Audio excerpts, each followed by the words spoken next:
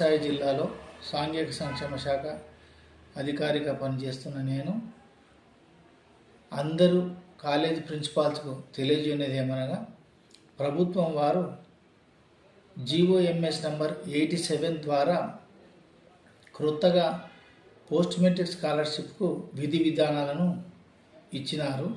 అందులో భాగంగా SC విద్యార్థులకు తప్ప అందరికీ సంబంధించినటువంటి RTF reimbursement of tuition fee నేరుగా కళాశాలలకే ఈ విద్యా సంవత్సరం నుంచి చెల్లించబడుతుంది.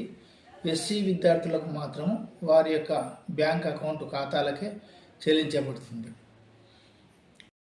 జీవో తదనంతరము ప్రభుత్వము ఉపకార వేతనములు అన్ని కాలేజీలకు పెండింగ్లో ఉన్న బకాయిలను త్వరగా రిలీజ్ చేయడం కొరకు కార్యాచరణ ప్రణాళిక మాకు అందజేసింది. దాని ప్రకారం మేము చర్యలు చేపడుతున్నాము.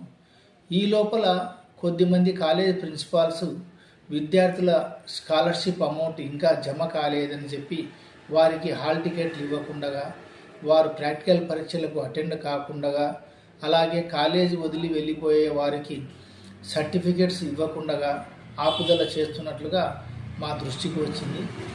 అటువంటి చర్యలు ఏ కళాశాల ప్రిన్సిపాల్స్ కూడా తీసుకోకూడదు. ఎందుకంటే జీవో నంబర్ 14 ప్రకారము పోస్ట్ మెట్రిక్ స్కాలర్షిప్ కింద ఎంపానల్ అయినటువంటి ప్రతి కాలేజీ వారు ఇటువంటి చర్యలు చేపడితే వారిని బ్లాక్ లిస్ట్లో పెట్టడం కొరకు అవకాశం ఉంది.